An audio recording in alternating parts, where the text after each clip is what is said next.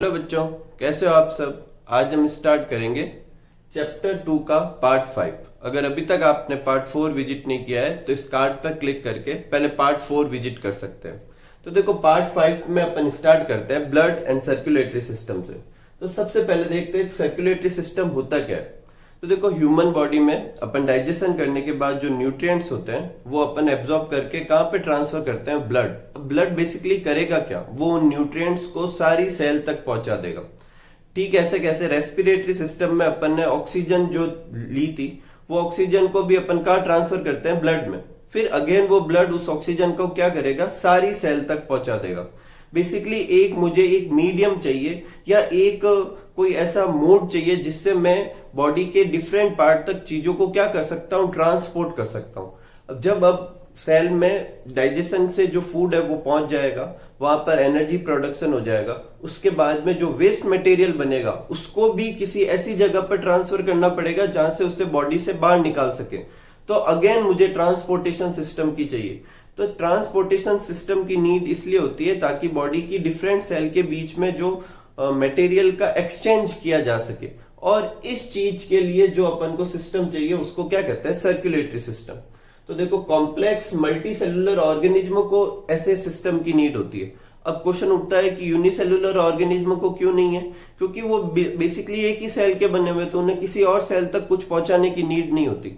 और जो simple multi cellular organism होते हैं वो भी हर सेल अपना अपना फंक्शन खुद ही करती है। ठीक है, तो कॉम्प्लेक्स मल्टी सेलुलर ऑर्गेनिज्म जो होते हैं उनमें एक ट्रांसपोर्टेशन सिस्टम की नीड होती है।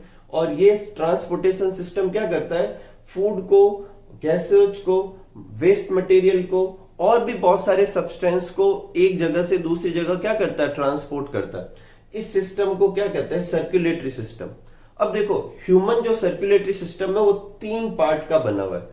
जो फर्स्ट पार्ट है उसे कहते हैं ब्लड। बेसिकली ब्लड वो फ्लूइड है या अपन कह सकते हैं वो व्हीकल है जिसमें चीजों को बैठाकर एक जगह से दूसरी जगह क्या करेंगे, ट्रांसपोर्ट करेंगे। बेसिकली ब्लड एक लिक्विड टिश्यू होता है जिसके अंदर जिस भी चीज को अपन को ट्रांसफर करना है उसे डाल देना है। ठीक है, सेकेंड, फिर इस ब्लड को कहां कहां से होकर जाना है, किस रास्ते से होकर जाना है, तो उसके लिए पाइपलाइंस चाहिए। उन पाइपलाइंस को क्या कहते हैं, ब्लड वेसल्स। ठीक है, और फिर ब्लड जो है वो बॉडी के हर पार्ट तक जाएगा, तो कभी नीचे से ऊपर की तरफ, ऊपर से नीचे की तरफ। तो मुझे बेसिकली एक पंप सिस्टम चाहिए जो ब्लड को आसानी से, अच्छे से प्रेशर से बॉडी के डिफरेंट पार्ट तक क्या कर सके, ट्रांसपोर्ट कर सके।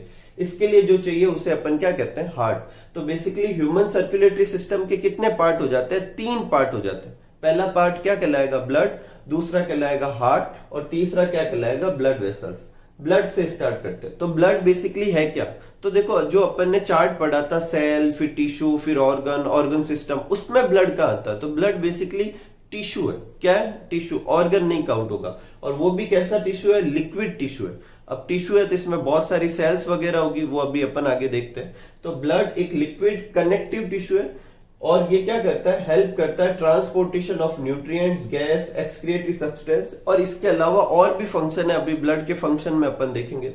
ब्लड की जो पीएच होती है, बोले तो सब्सटेंस 2 तरह के होते हैं, एसिडिक और बेसिक। जब चैप्टर नंबर अपन 5 करेंगे तो उसमें अच्छे से देखेंगे कि एसिड क्या होते हैं, बेस क्या होते हैं, पीएच क्या होता है। अभी के लिए आप इतना ध्यान रखें कि जब किसी भी चीज की पीएच 7 से कम आती है तो उसे एसिड कहते हैं, 7 से ज्यादा होती है तो उसे बेस कहते हैं, और अगर 7 हो तो उसे न्यूट्रल कहेंगे।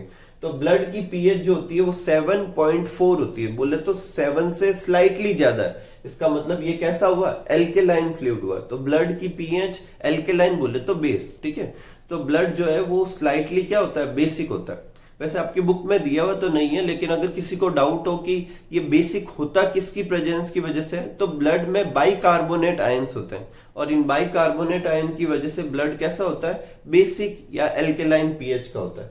नेक्स्ट, ब्लड बनता कहाँ है, मतलब ब्लड के जो डिफरेंट कंपोनेंट होते हैं वो बनते कहाँ है, तो वो बनते हैं बॉन जो होती है, बॉन के अंदर का जो लिक्विड होता है उसे कहते हैं बॉन मैरो। क्या कहते हैं, बॉन मैरो।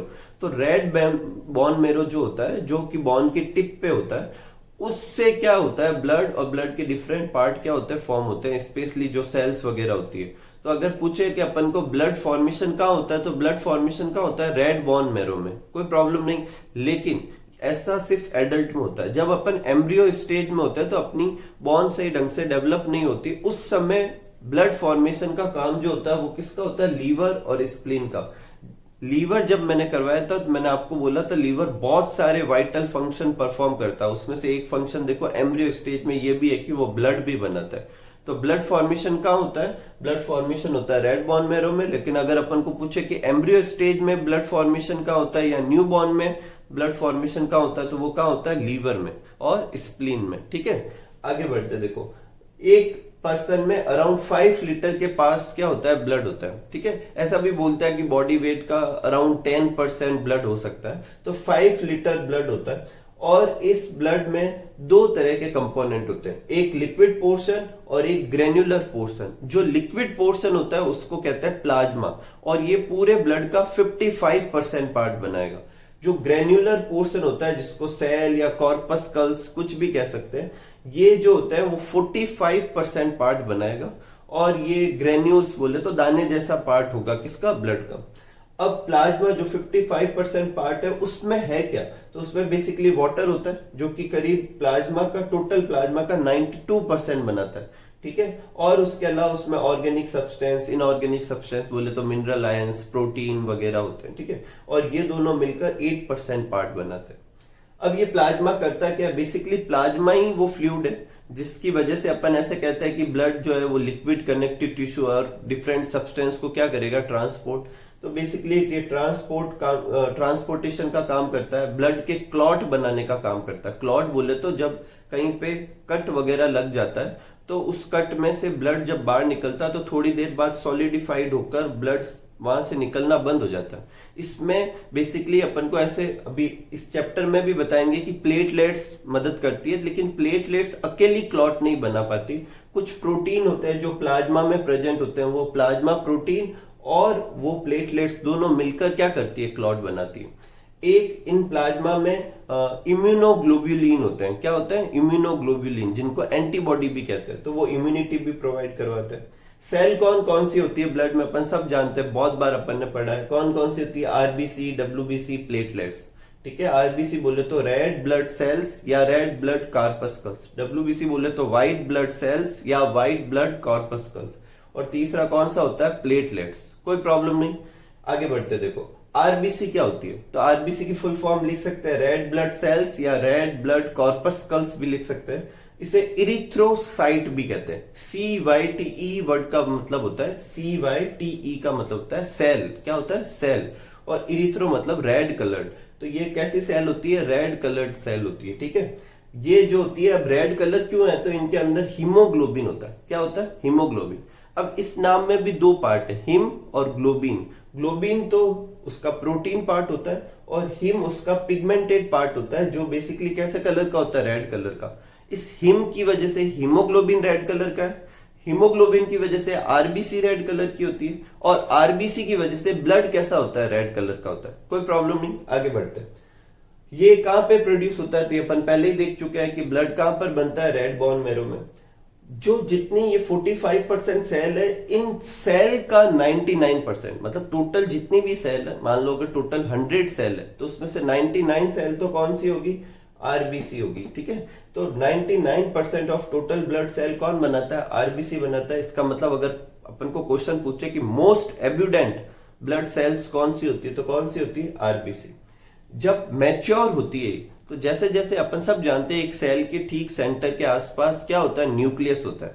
लेकिन जैसे जैसे आरबीसी, स्पेशली ह्यूमन आरबीसी जब मैच्योर होती है तो उसका जो न्यूक्लियस जो होता है वो बिल्कुल गायब हो जाता है। ठीक है, तो जो मैच्योर आरबीसी होती है उसके अंदर क्या नहीं होता, न्यूक्लियस नहीं होता।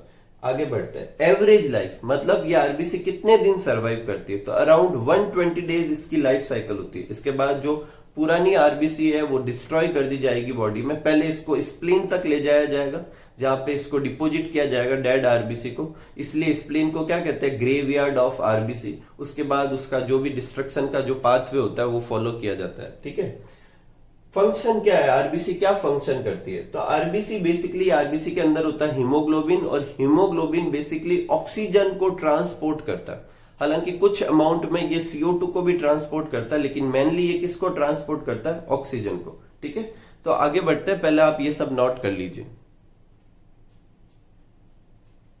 नेक्स्ट लेते हैं डब्ल्यूबीसी। तो तो देखो डब्ल्यूबीसी क्या होती है, व्हाइट ब्लड सेल्स, जिसको ल्यूकोसाइट भी कहते हैं। अब इसके व्हाइट होने का कारण है कि इसमें हीमोग्लोबिन नहीं होता। हीमोग्लोबिन की वजह से आरबीसी क्या थी, रेड कलर की थी, और इसमें हीमोग्लोबिन नहीं होता, तो इस वजह से ये कैसी होती है, व्हाइट कलर की होती है। ठीक है, तो due to absence of haemoglobin they are colourless and they formed in red bone marrow. और ये भी कहाँ बनती है, रेड बोन मैरो में। ठीक है, पूछने की या कहने की बात ही नहीं है, हर सेल कहाँ बनेगी, रेड बोन मैरो में ही बनेगी। नेक्स्ट है डब्ल्यूबीसी कितने टाइप की होती है। तो देखो डब्ल्यूबीसी के अंदर साइटोप्लाज्म में, डब्ल्यूबीसी भी एक सेल है, उसका भी साइटोप्लाज्म होगा। उस सेल के अंदर ग्रेन्यूल्स या दाने जैसे स्ट्रक्चर है या नहीं है, उसके बेसिस पे डब्ल्यूबीसी दो तरह की होती है। अगर है तो उसे कहेंगे ग्रेन्युलोसाइट, और नहीं है तो उसे कहेंगे ए ग्रेन्युलोसाइट। तो दो तरह की होगी, ग्रेन्युलोसाइट और ए ग्रेन्युलोसाइट। अब जो ये ग्रेन्युलोसाइट है, इसमें ये दानों की वजह से, जो ग्रेन्यूल्स है उसकी वजह से इसे स्टेन कर सकते हैं। स्टेन बोले तो इसे कलर कर सकते हैं माइक्रोस्कोप के नीचे अच्छे से विजिबिलिटी के लिए। और स्टेन करने के लिए अपन जो डाई यूज करते हैं, डाई बोले तो जो कलरफुल एजेंट डालते हैं ऊपर से, वो एसिडिक है या बेसिक है या दोनों से हो सकता है। उसके बेसिस पे ग्रेन्युलोसाइट 3 टाइप की होती है। अगर अपन एसिडिक डाई डालकर ग्रेन्युलोसाइट को कलर करते हैं तो उसको कहते हैं एसिडोफिल्स। अगर बेसिक डाई डालकर करें तो उसे कहेंगे बेसोफिल्स। और अगर दोनों से ही हो सकता है तो उसे क्या कहेंगे, न्यूट्रोफिल्स। कोई प्रॉब्लम नहीं। एक डाई होती है इयोसिन, जो बेसिकली एसिडिक डाई है, इसलिए एसिडोफिल को इयोसिनोफिल्स भी कहते हैं। कोई प्रॉब्लम नहीं। दूसरी तरफ बढ़ते हैं। ए ग्रेन्युलोसाइट जो होता है वो क्या, किस तरीके से एक्शन करता है, मोड ऑफ एक्शन क्या, उसके बेसिस पे ये दो तरह की होती है, मोनोसाइट और लिम्फोसाइट। फिर लिम्फोसाइट अगेन 3 टाइप की होती है, बी लिम्फोसाइट, टी लिम्फोसाइट और एनके सेल। एनके सेल को कहते हैं नेचुरल किलर सेल्स। कोई प्रॉब्लम नहीं। आगे बढ़ते देखो, ये जितनी भी टाइप की डब्ल्यूबीसी है उनमें सबसे ज्यादा अमाउंट में या मोस्ट एब्यूडेंट डब्ल्यूबीसी कौन सी, तो न्यूट्रोफिल्स। देखो क्वेश्चन से कंफ्यूज नहीं होना है। मैं ये नहीं पूछ रहा कि मोस्ट एब्यूडेंट ब्लड सेल कौन सी है। ब्लड कार्पस्कल्स पूछे मोस्ट एब्यूडेंट तो वो कौन सी थी, आरबीसी। मैं डब्ल्यूबीसी में पूछ रहा हूं कि मोस्ट एब्यूडेंट डब्ल्यूबीसी कौन सी है, तो वो कौन सी होगी, न्यूट्रोफिल्स। अराउंड 68% डब्ल्यूबीसी यही होती है। कितनी, 68%। नेक्स्ट है फंक्शन क्या है। तो देखो एसिडोफिल और बेसोफिल जो होते हैं वो एलर्जिक रिएक्शन, इन्फेक्शन रिलेटेड जो सिम्टम्स या फिर जो इंटरेक्शन या जो भी बॉडी का क्राइटेरिया होता है, किससे रिलेटेड, इन्फेक्शन और एलर्जी से रिलेटेड, वो सारा कौन हैंडल करता है, इयोसिनोफिल्स और बेसोफिल्स। आपको सबको पता होगा कि एलर्जी जो होती है वो भी एक इम्यून सिस्टम का ही रेस्पॉन्स होती है, तो उससे रिलेटेड जो भी प्रोसेस होते हैं वो सारे कौन हैंडल करता है, इयोसिनोफिल्स और बेसोफिल्स। न्यूट्रोफिल्स और जो मोनोसाइट होती है, ये दोनों बेसिकली ऐसी सेल होती है जो कि बाहर से जो एजेंट आते हैं जो अपने लिए हार्मफुल हो सकते हैं या जो भी फॉरेन एजेंट होते हैं उनको ये सेल खा ही जाती है, मतलब कंज्यूम कर लेती है, इसलिए इनको कहते हैं फेगोसाइट। ठीक है, अब इसमें से जो मोनोसाइट होती है वो कंपेरेटिवली लार्ज होती है, किससे, न्यूट्रोफिल से। इसलिए मोनोसाइट को आपकी बुक में नहीं दे रखा, मैंने यहां नोट भी नहीं किया है। मोनोसाइट को मैक्रोपुलिसमैन कहते हैं और न्यूट्रोफिल्स को माइक्रोपुलिसमैन कहते हैं। आपकी बुक में एक लाइन दे रखी है जो याद रखना कि मैच्योरेशन से मोनोसाइट किसमें कन्वर्ट होती है, मैक्रोफेज में। किसमें कन्वर्ट होती है, मैक्रोफेज में। तो न्यूट्रोफिल्स और मोनोसाइट ये दोनों कैसी होती है, फेगोसाइट।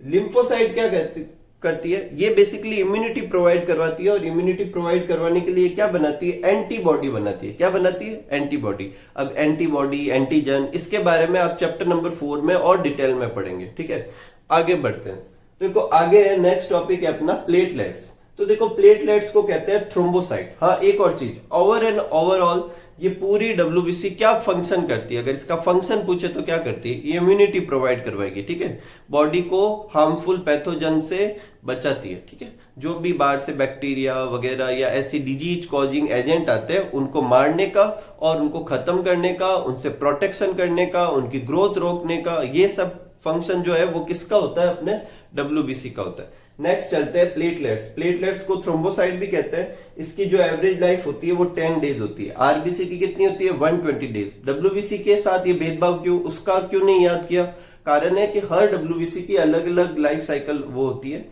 तो फिर याद नहीं करने की नीड है। नेक्स्ट है प्लेटलेट्स में भी न्यूक्लियस नहीं होता, और इसका फंक्शन क्या है, ये हेल्प करती है किसके अंदर, क्लॉटिंग के अंदर। देखो बुक में नहीं है लेकिन मैं फिर आपको रिपीट कर रहा हूं, ब्लड का जो क्लॉट बनता है वो प्लाज्मा के अंदर जो प्रोटीन होती है फाइब्रिनोजन, जो फाइब्रिन में कन्वर्ट होकर ब्लड क्लॉट बनाती है, वो क्लॉट बनाती है। प्लेटलेट सिर्फ उस क्लॉटिंग प्रोसेस में क्या करता है, हेल्प करता है, ठीक है। नेक्स्ट है फंक्शन बताने, किसको, अपन को, इसके नहीं, ब्लड के। तो ब्लड के 8 फंक्शन है, आराम से याद कर सकते हैं। पहला है ऑक्सीजन और CO2 का एक्सचेंज करते हैं। देखो जब अपन ऑक्सीजन बाहर लंग से लेते हैं तो उसको अपन ट्रांसफर कहाँ करते हैं, उस ऑक्सीजन को ब्लड में ट्रांसफर करते हैं, और ब्लड से CO2 वापस लंग्स में लेते हैं जिसको बाहर निकालते हैं। तो बेसिकली O2 और CO2 का एक्सचेंज एनवायरमेंट, और फिर ये कहां तक ले जाएगी, टिश्यू तक, और उनका ट्रांसपोर्टेशन ये सब कौन करता है, ब्लड करता है। नेक्स्ट है न्यूट्रिएंट्स, जो अपन फूड कंज्यूम किया था उसे डाइजेस्ट किया, फिर उसको अपन कहां पे ट्रांसफर करते हैं, ब्लड में, और फिर ब्लड से वो पूरी बॉडी में ट्रांसफर होता है। इसका मतलब transportation of nutrients. Body temperature और बॉडी का पीएच, बेसिक एसिडिक जो भी है, वो कंट्रोल करने का काम भी कौन करता है, ब्लड करता है, ठीक है। नेक्स्ट है ट्रांसपोर्टेशन ऑफ हार्मोन। हार्मोन क्या होता है मैं पहले भी बता चुका हूं इसी चैप्टर में, एंडोक्राइन ग्लैंड से सिक्रेट होते हैं जो किसी पर्टिकुलर ऑर्गन को कुछ ना कुछ फंक्शन परफॉर्म करने के लिए सिग्नल देंगे, इसलिए इनको सिग्नलिंग मॉलिक्यूल भी कहते हैं। तो transportation of hormone and other necessary signalling molecule, क्योंकि हार्मोन एंडोक्राइन ग्लैंड से सिक्रेट होते हैं, और एंडोक्राइन ग्लैंड से रिलेटेड कोई भी डक्ट नहीं होती, वो डक्ट लेस होती। डक्ट वाली ग्लैंड क्या कहलाती है, एक्सोक्राइन। तो क्योंकि डक्ट नहीं है तो फिर ये ट्रांसफर किससे होंगे, ब्लड से होंगे। नेक्स्ट है excretion, the waste out of the body with the help of excretory system. Basically blood क्या करती है, सारी सेल से क्या करती है, एक्सक्रिएटरी सब्सटेंस कलेक्ट करती है और उसे एक्सक्रिएटरी सिस्टम तक ले जाती है, फिर एक्सक्रिएटरी सिस्टम उसको बॉडी से बाहर कर देता है। अब एक्सक्रिएटरी सिस्टम क्या होता है वो अपन नेक्स्ट पार्ट में देखेंगे।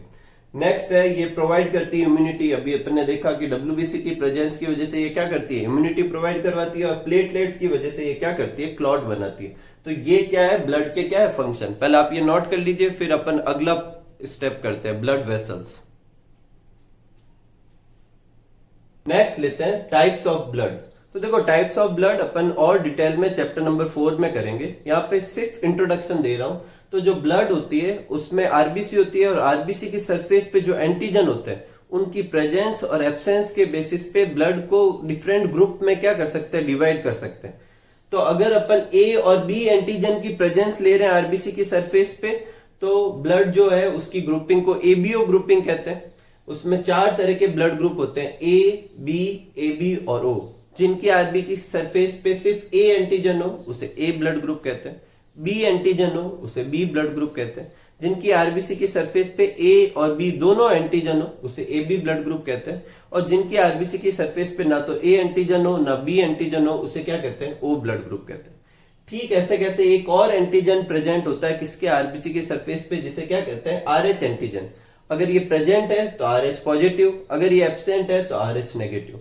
इन सब के बारे में और डिटेल में, इनकी इनहेरिटेंस वगैरह के बारे में भी और डिटेल में अपन चैप्टर नंबर 4 में करेंगे, ठीक है। नेक्स्ट है अपने ब्लड वेसल्स। तो मैं पहले ही बता चुका हूं, ब्लड फ्लो करने के लिए कुछ पाइप्स चाहिए होते हैं, वो पाइप क्या कहलाते हैं, ब्लड वेसल्स कहलाते हैं। ये 3 तरह के होते हैं, आर्टरी, वेन और कैपिलरीज। पहले अपन आर्टरी और वेन को देखते हैं, बाद में अपन किसको समझेंगे, कैपिलरी को। तो देखो आर्टरी और वेन में क्या डिफरेंस होता है। सबसे पहला डिफरेंस है कि आर्टरी जो होती है वो ब्लड को हार्ट से ऑर्गन की तरफ, कोई भी ऑर्गन की तरफ लेके जाती है, जबकि वेन जो होती है वो किसी भी ऑर्गन से ब्लड को वापस कहां लेके आती है, हार्ट की तरफ, ठीक है। सेकंड है आर्टरी में जनरली ऑक्सीजनेटेड ब्लड होता है। ऑक्सीजनेटेड ब्लड बोले तो जिसमें ऑक्सीजन ज्यादा हो, और वेन में कैसा ब्लड होता है, डीऑक्सीजनेटेड। लेकिन एक एक एक्सेप्शन दोनों तरफ है। आर्टरी, वो आर्टरी जो लंग्स की तरफ जाती है जिसे कहते हैं पल्मोनरी आर्टरी, उसमें डीऑक्सीजनेटेड ब्लड होता है, और वो वेन जो लंग्स से हार्ट की तरफ आती है उसको पल्मोनरी वेन कहेंगे, और उसमें कैसा होगा, ऑक्सीजनेटेड ब्लड। ऐसा एकदम सिंपल सा रीजन है, लंग्स ही वो जगह है जहां ब्लड में ऑक्सीजन डाली जाती है, इसलिए ये थोड़ा सा कंफ्यूजन है। नेक्स्ट है ब्लड जो होता है आर्टरी में जो होता है वो ज्यादा प्रेशर के साथ फ्लो होता है। कारण ब्लड जो है वो आर्टरी में कहां से आता है, हार्ट से, और हार्ट क्या करता है, पंप करता है। इसकी वजह से आर्टरी में ब्लड जो है हाई प्रेशर से आता है, जबकि वेन में कैसा चलता है, लो प्रेशर से, क्योंकि वो ऑर्गन की तरफ से आता है और ऑर्गन ब्लड को क्या नहीं करते, पंप नहीं करते। एक इससे ही रिलेटेड पॉइंट है जो यहाँ पर लिखा हुआ है कि आर्टरी में ब्लड जब हाई प्रेशर से आता है और वो जो ब्लड है जो हर हार्ट बीट के साथ बाहर निकलेगा, तो वेन में सॉरी आर्टरी में भी अपन को हार्ट बीट जैसा पल्स वो फील होता है, उनको कहते हैं पल्स। उसे हार्ट बीट नहीं कहेंगे अपन, ऐसे नहीं कहेंगे कि आर्टरी में हार्ट बीट चलती है। आर्टरी में क्या होती है? पल्स होती है। तो आर्टरी में पल्स होगी, वेन में पल्स नहीं होगी। आर्टरी की जो वॉल होगी वो थिक होगी। थिक इसलिए होती है ताकि ज्यादा फ्लो, ज्यादा प्रेशर की वजह से वो कहीं फट ना जाए। तो आर्टरी की जो वॉल होती है वो थिक होती है, जबकि वेन की वॉल कैसी होती है? थिन। आर्टरी की वॉल थिक होने की वजह से अंदर की कैविटी जो होती है वो थिन हो जाती है। इसको समझो, जैसे ये दो पाइप है, अगर मैं इसकी वॉल को थिक कर देता हूं, वॉल को थिक कर दूंगा तो क्या हो जाएगा? अंदर की जो कैविटी हो जाएगी वो क्या हो जाएगी? नैरो हो जाएगी। ठीक है, तो इसकी ल्यूमन बोले तो इंटरनल कैविटी जो होती है नैरो होती है, जबकि इसकी कैविटी कैसी होती है? थिक होती है। नेक्स्ट है, आर्टरी में कोई वॉल्व नहीं होते, वेन में जो होते हैं वॉल्व होते हैं। इसको भी समझो। देखो, आर्टरी में जो है वो अपन ब्लड कहां से आता है? हार्ट से आता है। तो हार्ट प्रेशर से ब्लड फ्लो करता है, तो वो ब्लड कहीं पे भी जा सकता है, ऊपर नीचे वगैरह। लेकिन वेन में जब ब्लड नीचे से ऊपर की तरफ आएगा तो वो कैसे चढ़ेगा? नीचे कोई प्रेशर तो लगा नहीं रहा, तो थोड़ा सा धीरे धीरे ऐसे फिल करते हुए ब्लड ऊपर की तरफ बढ़ता है, लेकिन वो नीचे ना गिरे इसके लिए वेन में क्या होता है? यूनिडायरेक्शनल वॉल्व होता है, जो जब ऐसे एक तरफ जाता है ब्लड तब तक तो ठीक है, नीचे आने लगता है तो ऐसे बंद हो जाते हैं। ठीक है, तो वेन में वॉल्व होते हैं, आर्टरी में नहीं होते। एक और चीज समझते अपन, सपोज करो ये आर्टरी है और ये किसी ऑर्गन में जा रही है, तो उस ऑर्गन में बहुत सारी सेल होगी। तो आर्टरी तो थोड़ा मोटा पाइप होता है, तो वो हर सेल तक या हर टिश्यू तक तो नहीं जा सकती। तो ये आर्टरी उस ऑर्गन के अंदर जाके बहुत सी पतली पतली सी वेसल्स में कन्वर्ट हो जाती, फिर वो सारी वेसल्स वापस मिलके वेन भी बनाती है। इन स्मॉलेस्ट वेसल्स को क्या कहते हैं? कैपिलरीज। क्या कहते हैं? कैपिलरीज।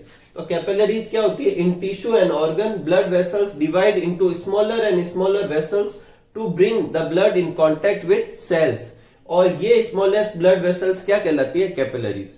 ठीक है, तो ये अपने ब्लड वेसल्स हो गई। पहले आप इसे अच्छे से नोट कर लीजिए, फिर अपन आगे करते हैं हार्ट। ठीक है,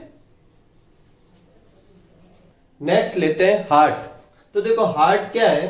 ह्यूमन हार्ट एक मस्कुलर ऑर्गन होता है। कैसा ऑर्गन होता है? मस्कुलर, मतलब इसमें कोई बॉन नहीं होती, सिर्फ मसल्स का बना होता है। रेड कलर का ये ऑर्गन होता है और इसका शेप और साइज जो दोनों होते हैं वो अपने बंद मुट्ठी के जैसे होते हैं, क्लोज फिस्ट जितना होता है। ठीक है, और ये होलो ऑर्गन है, मतलब अंदर से खाली है। और क्यों है? क्योंकि ताकि ब्लड इनके अंदर क्या होगी? कैविटी और चैम्बर होंगे जहां पर क्या होता है? ब्लड आता है और जाता है। ठीक है, अब ये जो ह्यूमन हार्ट जो है वो दो मेम्ब्रेन से सराउंडेड होता है, और इन दोनों मेम्ब्रेन को कलेक्टिवली क्या कहते हैं? पेरिकार्डियम। ये दो जो दिख रही है इन दोनों को क्या कहेंगे? पेरिकार्डियम।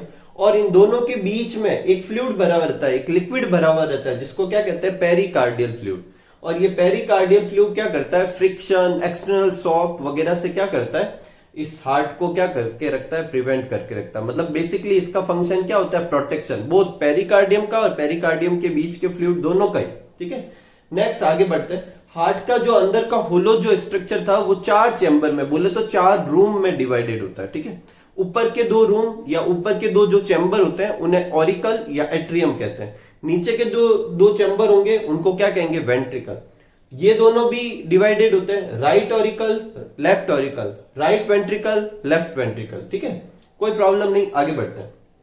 अब जब हार्ट इनमें ऑरिकल में आएगा तो वेंट्रिकल में भी जाना है। अब वेंट्रिकल में कैसे जाएगा? बीच में तो क्या है? सेप्टा है।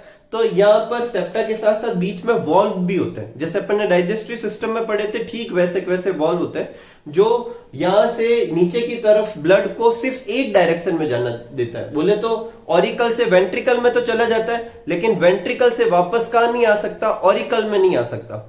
ऐसे स्ट्रक्चर 2 होते हैं, एक राइट ऑरिकल और राइट वेंट्रिकल के बीच में, एक लेफ्ट ऑरिकल और लेफ्ट वेंट्रिकल के बीच में।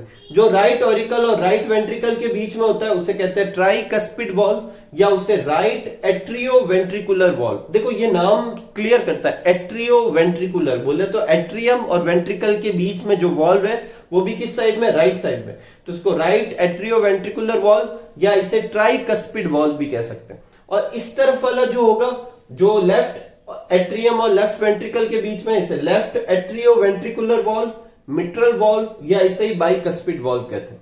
इनका फंक्शन क्या है? Both valve prevent back flow of blood. क्या करता है? ब्लड को वापस पीछे जाने से क्या करता है? रोकता है। नेक्स्ट आगे देखते हैं कि कौन कौन सी वेन और आर्टरी हार्ट से रिलेटेड होती है, कौन इम्प्योर ब्लड या डीऑक्सीजनेटेड ब्लड लेकर आती है, कौन ऑक्सीजनेटेड ब्लड लेके जाती है, क्या है जो भी है वो देखते हैं अपन। तो देखो ये अपने हार्ट का स्ट्रक्चर है। तो राइट ऑरिकल में जो होता है वो बॉडी से सारा डीऑक्सीजनेटेड ब्लड आता है, और ये लाने के लिए जो वेन होती है उसे वेना केवा कहते हैं। क्या कहते हैं? Vena cava. वेना केवा क्यों कहा, वेन क्यों नहीं कहा? क्योंकि लार्जेस्ट वेन है तो इसे अलग से नाम दिया गया। क्या नाम दिया गया? Vena cava. दो आती है, एक ऊपर से जिसे सुपीरियर वेना केवा कहते हैं, और एक नीचे से जिसे इंफीरियर वेना केवा कहते हैं। फिर यहां से जो डीऑक्सीजनेटेड ब्लड है वो राइट ऑरिकल में आ जाता है, राइट ऑरिकल से वो कहा जाता है राइट वेंट्रिकल में। किससे होता हुआ? ट्राइकस्पिड वाल्व से होता हुआ। फिर यहाँ राइट वेंट्रिकल में फिल होने के बाद यहां से ब्लड कहां पर जाएगा? लंग्स में। कहां जाएगा? लंग्स में। अब लंग्स में क्यों जा रहा है ब्लड? क्योंकि लंग्स में उसमें ऑक्सीजन ऐड की जाएगी। तो बेसिकली यहां से जो ब्लड निकल रहा है वो कैसा है? Deoxygenated blood. और क्योंकि ये यहां से ये जो वेसल्स है ये हार्ट तक लेके जा रही है, इसलिए ये हार्ट से लेकर जा रही है लंग्स तक। बोले हार्ट से ऑर्गन की तरफ, हार्ट से ऑर्गन की तरफ कौन चलता है? आर्टरी चलती है। लेकिन इस आर्टरी में कैसा ब्लड है? Deoxygenated blood. और पल्मोनरी आर्टरी, ठीक है, इसी की बात चल रही थी। ये पल्मोनरी आर्टरी क्या करती है? यहां से डीऑक्सीजनेटेड ब्लड लंग्स में लेके जाती है, लंग्स में उस ब्लड को क्या कर दिया जाता है? ऑक्सीजनेटेड। फिर वो ब्लड वापस पल्मोनरी वेन से होता हुआ कहां जाता है? लेफ्ट ऑरिकल में। लेफ्ट ऑरिकल से कहां चला जाता है? लेफ्ट वेंट्रिकल में। किससे जाएगा? बाइकस्पिड वाल्व से। फिर लेफ्ट वेंट्रिकल से ये पूरी बॉडी में डिस्ट्रीब्यूटेड हो जाता है। उसके लिए यहां से जो डक निकलती है उसे क्या कहते हैं? ऑर्टा। क्या कहते हैं? ऑर्टा। ये भी एक तरह की आर्टरी, लेकिन इसे अलग नाम क्यों दिया गया? क्योंकि ये लार्जेस्ट आर्टरी होती है। तो अगर पूछे लार्जेस्ट आर्टरी कौन सी है तो ऑर्टा, लार्जेस्ट वेन कौन सी है तो वेना केवा। कोई प्रॉब्लम नहीं, आगे बढ़ते। देखो डीऑक्सीजनेटेड ब्लड जो होता है वो ट्रांसफर हो जाता है, ये सब तो वही डिस्क्रिप्शन है। नेक्स्ट एक और चीज मैं आपको बताना चाहूंगा, ये पल्मोनरी आर्टरी और ऑर्टा जो है, जैसे पल्मोनरी आर्टरी मान लो ऐसे निकल रही है, ये ऐसे, तो ये ऑर्टा जो है वो ऐसे, ये दोनों एक दूसरे को क्रॉस करेंगे, ठीक है। इसका पूरा का जो एक्चुअल डायग्राम है वो आगे की स्लाइड में आप वहां से नोट कर सकते हैं। नेक्स्ट है लब डब। तो देखो बेसिकली अपने हार्ट में एक साउंड आता है जिसे अपन हार्ट बीट के समय जैसे स्टेथोस्कोप या किसी से सुनते हैं, जो हार्ट बीट सुनाई देती है उसको अपन आम जिंदगी में बोलते हैं धक धक, लेकिन ये धक धक नहीं होता, ये कैसा साउंड होता है? लब डब। क्या होता है? लब डब करके साउंड आता है। और ये साउंड किसकी वजह से प्रोड्यूस होता है? जितने भी वॉल्व होते हैं, जैसे दो तो अपनी बुक में दे रखे हैं, इसके अलावा ये जो pulmonary vein, vena cava, pulmonary artery, यहाँ पे भी क्या होते हैं? वॉल्व होते हैं। तो ये वॉल्व जब ओपन और क्लोज होते हैं तो साउंड प्रोड्यूस करते हैं, और उन साउंड को क्या कहते हैं? Heart sound. तो opening and closing of the heart valve generate heart sound of lub dub. This is the sound which we feel during the heart beat. Heart beat के समय अपन को यही साउंड सुनाई देता है। इस तरीके से अपने हार्ट के स्ट्रक्चर में यहां से लेकर यहां तक, ये हार्ट के स्ट्रक्चर में लिखना है। ये डायग्राम भी आप जल्दी जल्दी बना ही सकते हो, इससे वो और अच्छे से समझ में आएगा। और जो इसका एक्चुअल डायग्राम वो आगे की स्लाइड से नोट कर ले, ठीक है। तो ये आप नोट कर लीजिए, फिर आगे का टॉपिक स्टार्ट करते हैं।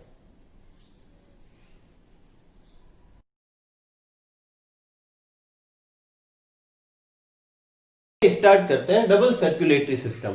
तो देखो सर्कुलेटरी सिस्टम जो होते हैं वो दो तरह के होते हैं, एक सिंगल सर्कुलेटरी सिस्टम और एक डबल सर्कुलेटरी सिस्टम। देखो पहले इसको अच्छे से समझो। देखो एक सर्कुलेशन बोले तो एक पूरा राउंड कब कहलाएगा? जब किसी बॉडी ऑर्गन से ब्लड निकलकर फिर पूरा रोटेट होकर वापस उसी बॉडी ऑर्गन में आ जाए, मतलब उससे निकलेगा जब वो डीऑक्सीजनेटेड होगा। जो भी प्रोसेस है उससे होता हुआ जब वापस उसमें ऑक्सीजनेटेड ब्लड आएगा तो ये पूरा एक राउंड कहलाएगा। इस पूरे पाथ में अगर हार्ट में से ब्लड एक बार पास हो तो उसे कहेंगे single circulatory system, single circulatory system. और अगर दो बार पास हो तो उसे कहेंगे डबल सर्कुलेटरी सिस्टम। अब इसे समझते हैं। देखो फिश वगैरह जो होती है उसमें बेसिकली क्या होता है? बॉडी का जो भी ऑर्गन है उससे डीऑक्सीजनेटेड ब्लड कहा जाता है हार्ट के पास। फिर हार्ट जो होता है उस ब्लड को कहां भेज देता है? गिल्स के पास। उनमें क्या होती है? गिल्स होती है। तो वो हार्ट से किसके पास भेज देता है? गिल्स के पास। अब गिल्स जो है वो क्या करता है? उस ब्लड में ऑक्सीजन तो ऐड करता ही है। गिल्स मस्क्यूलर भी होते हैं, लंग्स मस्क्यूलर नहीं होते, लेकिन गिल्स मस्क्यूलर होने की वजह से वो हार्ट में ऑक्सीजन ऐड करने के साथ साथ उस ब्लड को पंप भी कर देते हैं। कहां पर? बॉडी के पास में। और वापस बॉडी के पास क्या आ जाता है? Oxygenated blood. इस पूरे सर्कल में हार्ट कितनी बार लिखा हुआ है? एक बार। इसलिए ये कौन सा है? Single circulatory system. अब अपने देखते हैं बॉडी से जो डीऑक्सीजनेटेड ब्लड होता है वो कहां आता है? हार्ट में। और हार्ट से कहां भेजते हैं अपन? लंग्स में। अब लंग्स जो है वो ऑक्सीजनेटेड तो कर देता है, लेकिन लंग्स मस्कुलर होते नहीं, उनका खुद का कॉन्स्ट्रिक्शन, रिलैक्सेशन रेस्पिरेटरी मसल्स पे डिपेंड करता है, तो वो किसी को भेज नहीं सकते। तो लंग्स क्या करता है, वहां से ब्लड धीरे धीरे होता है वापस कहां चला जाता है, हार्ट के पास, और फिर हार्ट क्या करता है, पंप कर देता है पूरी बॉडी में। और इस तरीके से इस पूरे सर्कुलेशन में हार्ट कितनी बार आया, 2 बार। ये क्या कहलाएगा, डबल सर्कुलेटरी सिस्टम। कोई प्रॉब्लम नहीं, अच्छे समझ में आया। तो circulatory system in which blood pass through heart twice during each cycle of blood is known as double circulatory system. There are 2 circulation, और इसमें कितने सर्कुलेशन होते हैं, 2। एक होता है सिस्टेमिक सर्कुलेशन और एक होता है पल्मोनरी सर्कुलेशन। देखो सिस्टेमिक का मतलब यहां बॉडी से, और पल्मोनरी का मतलब यहां पर लंग से। तो देखो एक सर्कल किसके बीच में चल रहा है, बॉडी ऑर्गन के बीच में। देखो बॉडी से हार्ट, और इसको अगर इग्नोर करूं तो हार्ट से वापस कहां जा रहा है, बॉडी में। तो ये सर्कुलेशन तो कहलाएगा सिस्टेमिक सर्कुलेशन। और लंग्स, हार्ट से लंग्स, लंग से हार्ट, हार्ट से लंग्स, लंग से हार्ट, ये वाला जो सर्कुलेशन है ये कौन सा कहलाएगा, पल्मोनरी सर्कुलेशन। कोई प्रॉब्लम नहीं। तो circulation between heart and body organ, उसमें लंग्स नहीं होना चाहिए, कोई भी ऑर्गन हो वो सिस्टमिक कहलाएगा, और circulation between heart and lungs जो क्या कहलाएगा, पल्मोनरी सर्कुलेशन। नेक्स्ट, इन दोनों में अगर काम तो एक जैसे ही हो रहा है, तो फिर इसका फायदा है क्या कुछ, या फिर ऐसे ही है। तो देखो डबल सर्कुलेटरी सिस्टम से एक मेन फायदा होता है कि जो डीऑक्सीजनेटेड ब्लड और ऑक्सीजनेटेड ब्लड वो एक दूसरे के साथ कभी मिक्स नहीं होते। मिक्स नहीं होने की वजह से एकदम अच्छी क्वालिटी का ऑक्सीजनेटेड ब्लड कहां जाएगा, सेल के पास। अब सेल को एडिशनल अमाउंट में क्या मिलेगी, ऑक्सीजन मिलेगी। वो इस ऑक्सीजन को क्या करेंगे, यूटिलाइज करेंगे और ज्यादा एनर्जी प्रोड्यूस करेंगे। अब क्वेश्चन उठता है ज्यादा एनर्जी प्रोड्यूस करके करेंगे क्या। तो जो जिन में भी ऐसा सर्कुलेटरी सिस्टम आता है जैसे अपन ह्यूमन, इनमें ये एडिशनल एनर्जी से अपन अपना बॉडी टेम्परेचर क्या करते हैं, मेंटेन करते हैं। ह्यूमन बॉडी का टेम्परेचर कितना होता है, 37 डिग्री सेंटीग्रेड। चाहे बाहर ठंड भी पड़े तो भी अपनी बॉडी का टेम्परेचर कितना होता है, 37 डिग्री ही होता है। यही वजह है कि वो एडिशनल जो एनर्जी, अब देखो सर्दियों में 37 कैसे हो सकता है, तो वो क्या करते हैं, एनर्जी को किस में कन्वर्ट करते हैं, हीट में। और ये एडिशनल एनर्जी कहां से आती है, डबल सर्कुलेटरी सिस्टम से। तो जो सिंगल सर्कुलेटरी सिस्टम जैसे फिश वगैरह है, ये अपने बॉडी का टेम्परेचर मेंटेन नहीं कर पाते, ठीक है।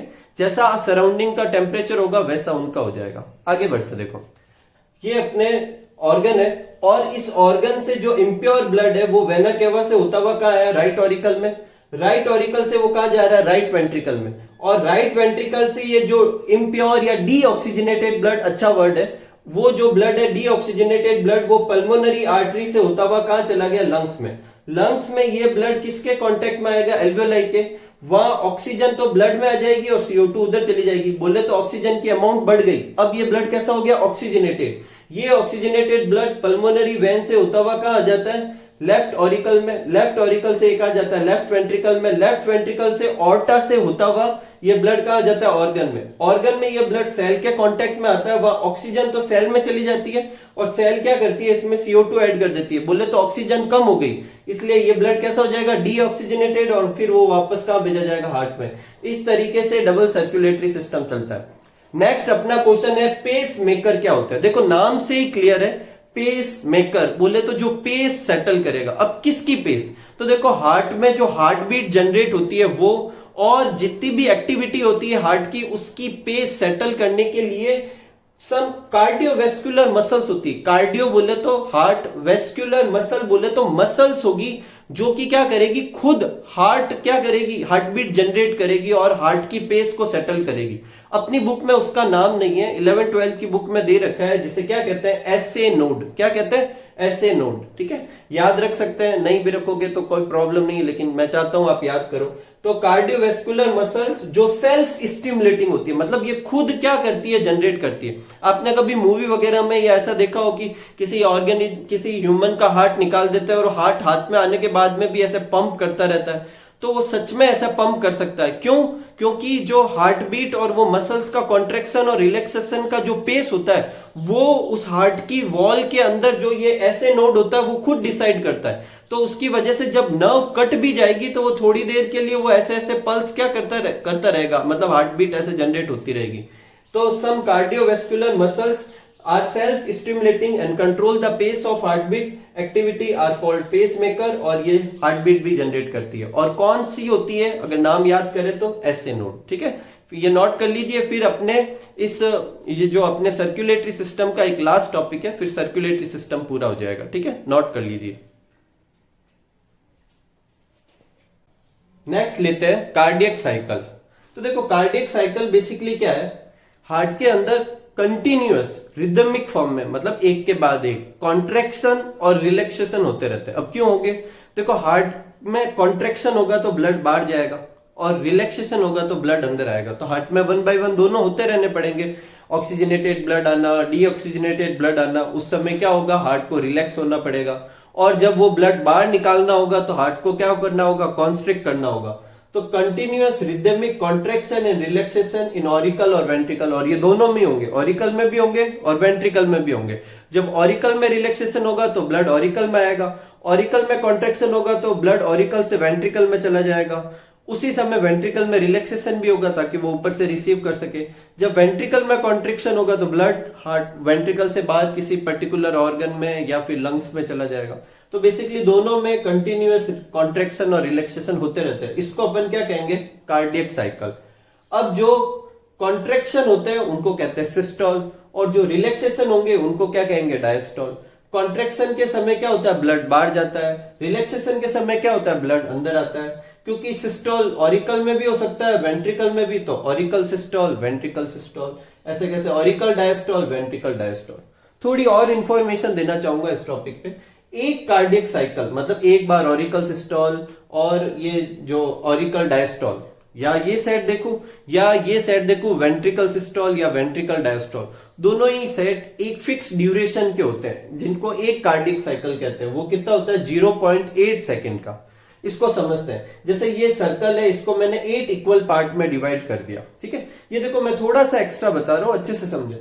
इसको 8 इक्वल पार्ट में डिवाइड कर दिया, और ये हर सेक्शन जो है वो 0.1 सेकेंड को शो कर रहा है। तो ये टोटल साइकिल कितने का हो गया, 0.8 सेकेंड का। ये इसमें जो है ये ब्लू वाला जो सिस्टोल को शो कर रहा है, ये ऑरिकल में सिस्टोल 0.1 सेकेंड का, और बाकी सब क्या हो रहा है, ऑरिकल में डायस्टोल। ठीक है, ऐसे कैसे वेंट्रिकल में जब यहां सिस्टोल था तब यहां सिस्टोल नहीं था, उसके बाद वेंट्रिकल में सिस्टोल होता है, बाकी सब क्या है, डायस्टोल। अब क्वेश्चन उठता है कि ऑरिकल में सिस्टोल छोटा क्यों है, क्योंकि ऑरिकल में सिस्टोल होगा तो कॉन्ट्रैक्शन होगा तो ब्लड जाएगा। ब्लड भेजना कहां पर है, वेंट्रिकल में, बस थोड़ा सा ही तो दूर है। जबकि वेंट्रिकल में जब सिस्टोल होगा तो उसे या तो वो लंग्स में भेजना होगा या बॉडी में भेजना होगा, इसलिए थोड़ा लंबा क्या होता है, इसका सिस्टोल होता है। रिमेनिंग जो पूरा है वो डायस्टोल ही कहलाता है। कहने का मतलब है जो सिस्टोल और डायस्टोल कंटिन्यूअस फॉर्म में चलते हैं उस एक साइकिल को क्या कहेंगे, हार्ट साइकिल। अब क्योंकि एक हार्ट साइकिल 0.8 सेकंड का होता है और एक मिनट में कितने सेकंड होते हैं, 60 सेकंड। तो अगर 0.8 से डिवाइड करें तो आंसर कितना आएगा, 72। इसका मतलब एक मिनट में ऐसे कितने साइकिल कंप्लीट हो जाते हैं, 72। यही वजह है कि अपन क्या कहते हैं, हार्ट बीट कितनी होती है, 72 पर मिनट। समझ में आई आपको बात। लास्ट टॉपिक लेते हैं इसका, वो है लिम्फ। ये देखो एक क्वेश्चन है, बस इससे ज्यादा आपके डिस्क्रिप्शन नहीं है, मैं थोड़ा सा एक्स्ट्रा समझाऊंगा आपको। आपके बुक में सिर्फ एक लाइन लिखी हुई है कि लिम्फ जो है वो एडिशनल फ्लूइड है, मतलब ब्लड तो करता ही है ट्रांसपोर्टेशन, उसके अलावा लिम्फ भी ट्रांसपोर्ट करता है, और वो किस में फ्लो होता है, लिम्फेटिक सिस्टम में। बस अब देखो मैं कुछ बताना चाहता हूं। लिम्फ क्या होता है वो देखो, जैसे मान लो ये आर्टरी आई और अपन सब जानते हैं वो कैपिलरी में डिवाइड होगी, टिश्यू में जाएगी, तब फिर वो कैपिलरी से वापस यूनाइट होकर क्या बना लेगी, वेन। इसमें कोई प्रॉब्लम नहीं।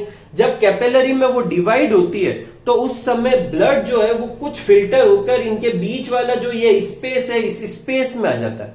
अब इस स्पेस में जो ब्लड आ जाएगा उसमें आरबीसी तो होगी नहीं, यही वजह है कि वो कलरलेस फ्लूइड बन जाएगा। अब ये कलरलेस फ्लूइड यहां पड़ा रहेगा क्योंकि उधर तो गया नहीं, तो ये कलरलेस फ्लूइड को एब्जॉर्ब मतलब इकट्ठा कलेक्ट करके वापस इसमें वेन्स में क्या करना पड़ेगा, डालना पड़ेगा। तो जब इसको यहां से यहां डालना पड़ेगा तो ये एडिशनल जो वेसल्स दिख रही है जो यहाँ बीच बीच में से लेकर वापस ले जा रही है उसको कहते हैं लिम्फ वेसल।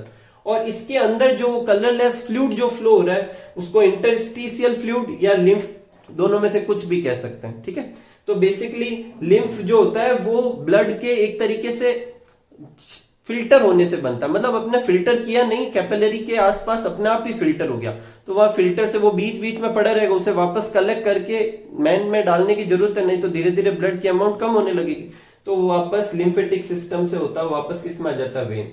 अब देखो लिम्फ लिम्फ वेसल जो कि ये थी, और लिम्फ नोड, ये तीनों मिलकर क्या बनाते हैं, लिम्फेटिक सिस्टम। लिम्फ तो आप समझ ही गए, कलरलेस फ्लूइड होता है, ठीक है, और लिम्फ वेसल जिसके अंदर वो फ्लो होती है। लिम्फ नोड क्या होता है, लिम्फ नोड का एक एग्जांपल देता हूं, गले में टॉन्सिल्स होते हैं, सुना होगा, वो बेसिकली लिम्फ नोड है। वहां पर लिम्फ क्या होता है, फिल्टर होता है, ठीक है, वहां पर फेगोसाइटिक सेल होती है जो बैक्टीरिया को हटाने का काम करती है, ठीक। वैसे आपकी बुक में सिर्फ इतना सही एक ही क्वेश्चन है कि एडिशनल फ्लूइड का नाम बताना है जो कि लिम्फ, मैंने आपको थोड़ा सा ये समझा दिया। इस तरीके से अपना सर्कुलेटरी सिस्टम क्या होता है, पूरा होता है, ठीक है। उम्मीद करूंगा कि आप अच्छे से पढ़ोगे, अच्छे से नोट्स बनाओगे और खूब सारा हार्ड वर्क करोगे, ठीक है। तो खुश रहिए, मस्त रहिए, खूब सारा पढ़िए। Thank you for watching.